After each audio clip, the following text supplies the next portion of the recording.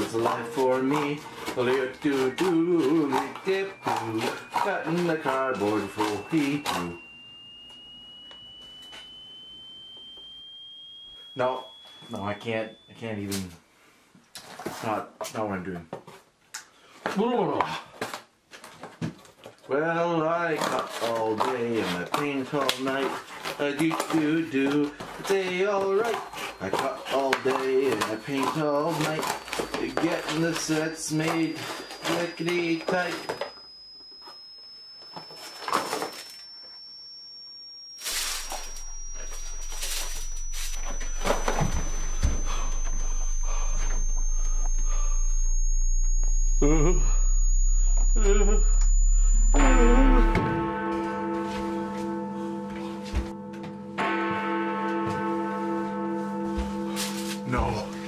No, this era is past.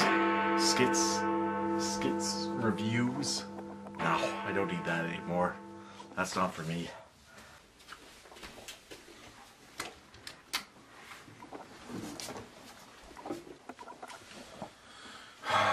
Even person number 6 has stopped asking me for clips.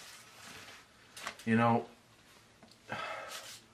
unboxings, custom videos, they're all gone. They're all done. It's just film projects and a lot of cardboard cutting left for me. Now, to get rid of this thing for good.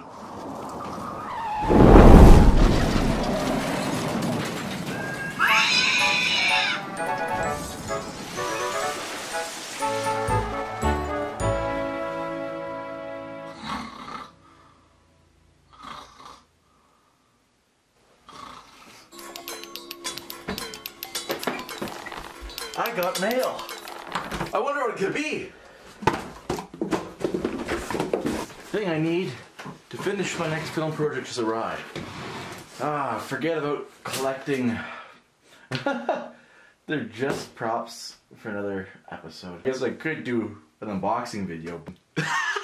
That's a good one. Alright, here we are. This engine. The detailing, the lines, oh my god, what's this? This could have been, was this a different type than the other? I want to look that up on the Wooden Railway Wiki. But how? It's so, it almost makes me want to do a, no. I don't need to do a review. I need to go watch some Doctor Who.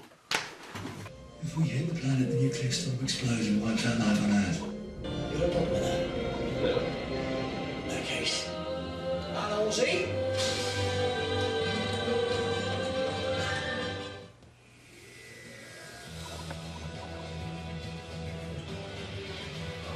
Oh man. No matter how many times I watch Doctor Who, I just want to not stop watching it.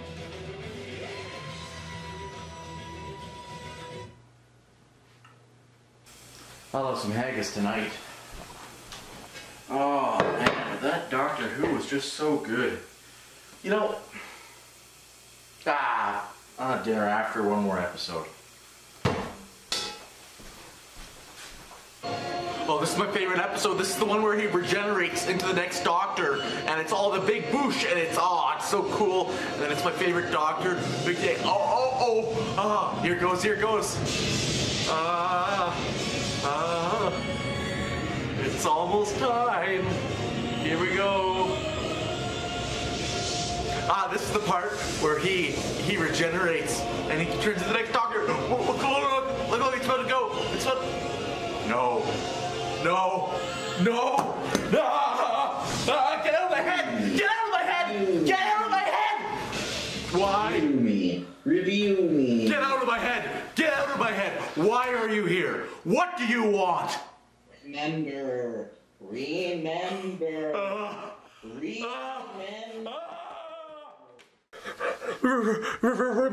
Remember what?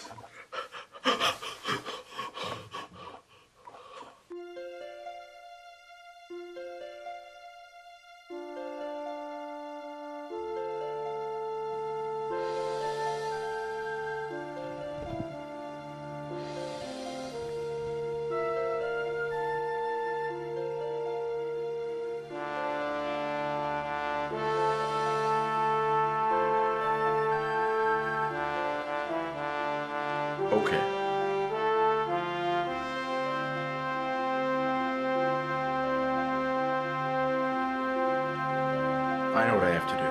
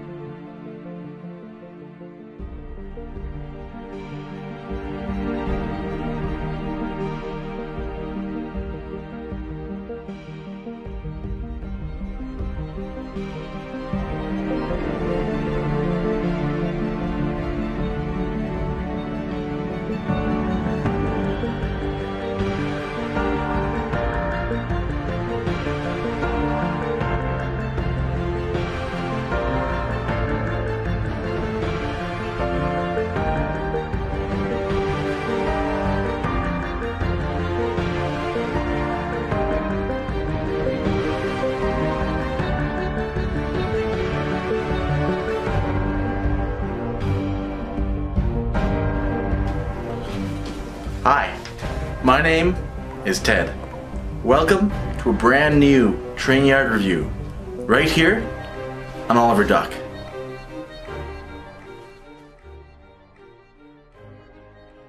On this episode of Train Yard Reviews, we'll be reviewing Derek.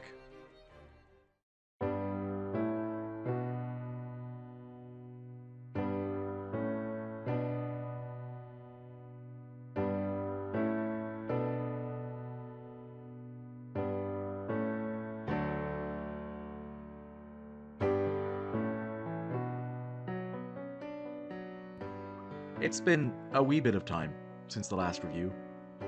Okay, it's been some time since the last review. Okay. It's been 5 years. There's been less time between my first and my last review than since my last review to this one. That's pretty brutal.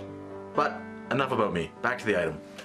And now for everyone's favorite segment of the review. The one, the only, the Oliver Duck trademarked, lemon-scented backstory. Derek is a Class 17 Bobo wheel configuration diesel-electric locomotive built by Clayton Equipment Company and is also known as the Clayton Type 1. His class was developed during a pilot locomotive scheme, the same one that had created many other classes, such as Bocos, during the 1950s and 60s. His design goal was to create a single cab arrangement where the crew would have a good visibility on both sides. Most of Derek's unique engineering design decisions were taken to address this goal. Derek has two small 6-cylinder Paxman diesel engines that were typically designed for rail cars, like Daisy, with one engine placed on either side of the cab, doubling his parts for maintenance. Between that and his experimental transmission, some problems occurred. Firstly, forward visibility, the whole purpose for the design in the first place, was not good as hoped, due to the front of the engine blocking the view immediately in front of the tracks. They also broke down so much that they were only available 60% of the time, resulting in many situations such as this one.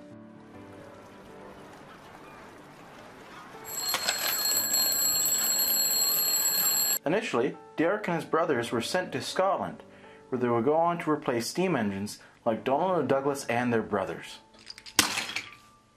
But eventually, many of Derek's brothers ended up finding their way to Barrow. Barrow? Yeah, most of Derek's and Boco's class were sent to work at Barrow, largely a home to failed diesels, which I think it's safe to assume the steam engines of the region would have taken great delight in, until the steam engines were gone and they were next on the scrappers list.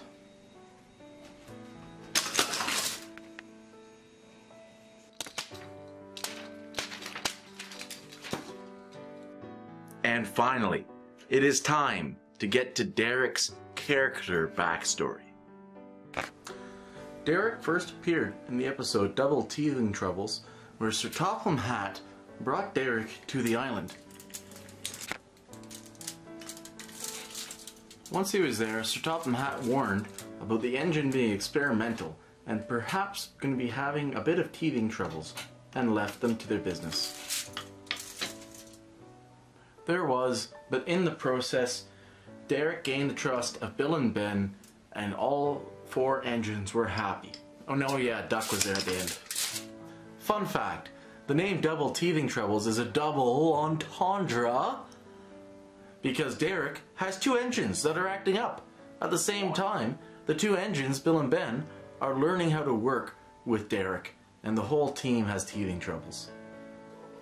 A good episode. Another fun fact, Derek was meant to be named in the show, but never was. His name was originally going to be Paxman, after the name of his engine. However, the show didn't want to turn the whole episode into a roast fest about the engine manufacturer, and they didn't want Jeremy Paxton getting offended. So it was decided to just leave his name out altogether and give him a random name in merchandising. Though Paxman was not used as Derek's name in the show, it still left a long-term impact within Thomas itself. In season 16, Sharon Miller did attempt to bring Derek back and was going to feature him sitting at the diesel works. However, on the script, she wrote in Paxman, and other members of the show team thought she was referring to Paxton. So this has led me to theorize that he has really just been sitting in the diesel works in season 5, like Sydney, waiting for new wheels or other parts to fix his problem. I found the concept of what they were trying to do here to be so cool. Derek is the first engine to be brought into the TV series other than engines that were in the Railway series. And for that engine, it couldn't have had a more fitting motivations, integrations, and feeling as a part of a Railway series. We have a class which had a very similar location in a Struggle to Boco's class, being taken in and having a plot line on the railway, which is very indicative of many Railway series plot lines, and just feels deep and rich with the broader Railway series motivations of having stories driven and told from the engine's perspectives and from mechanical perspectives and metaphor perspectives. This has been Derek's Backstory. Thank you for watching another episode of Train Yard Reviews. Well, Ted, remember, you wanted to review me. Oh yeah, is that right? I thought I just wanted to give you a backstory, not a full review. Oh yeah, now I remember. Okay, let's get on. When I first got his model, I have to admit, I was not thinking too much about it. I wanted to get something for a background diesel in the 1960s type of thing, but his model resulted in something that needed next to no modifications to fit the bill perfectly. When I opened the box, I was blown away. Derek's features a splendid deep green livery, similarly to Class 40 and what Boco and Daisy's livery should be for that era. A beautiful BR crest and extremely accurate decals that almost line for line represent his bases. You know, I was honestly blown away.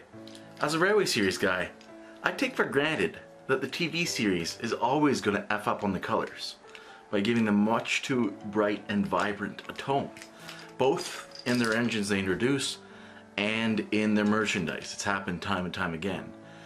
And for me to consciously absorb properly the fact that Derek's decals are exactly what the doctor ordered, very accurate to his real engine, it honestly blew me away once I internalized that fact. Derek's model honestly reminds me more of a Railway series exclusive engine done well, like Soda Railway Repair, and much less of a merch engine made for the show. His style is also quite distinct. Derek's original model was introduced in 2001. His prototype featured a white engine block and a long face, but other than those details, he was very similar to his final release. The model was only produced in 4 years, 2001, 2002, and with new updated model, as you've been seeing through the video, 2007 and 2011. This guy's decals, they speak to me.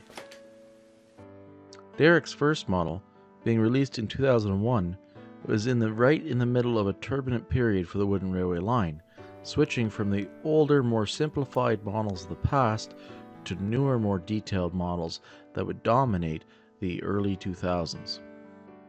If you look at an updated diesel model made in 2002, a year after this model was released, it still has the original thick, simplified lines, rather than a thin details such as the Derek model. This was eventually updated later on with diesel to match Derek's style. But in 2007, they updated Derek's details again. They updated it to make it much more accurate and really try to push the extra mile of detail throughout the model without changing shape significantly on it. The British Railways logo was made much more clear and readable. Overall, the lining was updated and made much more prominent. Top exhaust vents for his two engines were also added on both sides. It's really this that made me want to do a review. I was familiar with the 2001 Derek and was really expecting to see something like it when I opened up those packages, but I was not expecting this.